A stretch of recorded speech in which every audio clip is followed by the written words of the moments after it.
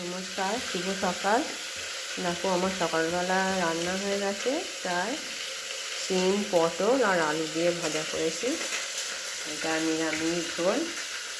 শিমে পটল, শিম, আলু কেটে দিয়ে মায়ের জন্য হয়েছে। আর আমাদের এখানে হচ্ছে পেঁয়াজ আলু দিয়ে মাছ দিয়ে ঝোল। এটা পেঁয়াজ দিয়ে করছি। এই মাছ কটা আছে, ভেজে আমাদের ঝোল করে নেবো।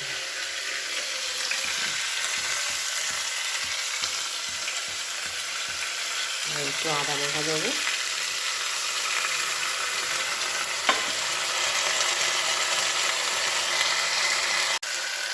মশলা দিয়ে ভালো করে কষিয়ে নিচ্ছি আলুর ঝোলটা।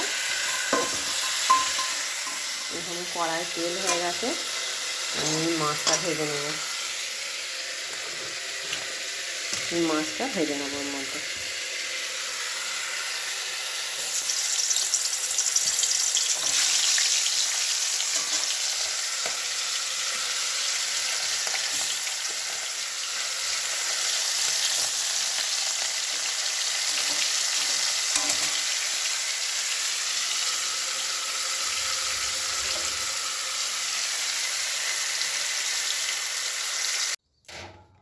যে এখানে কাঠে ভাত বসিয়েছে দিদি।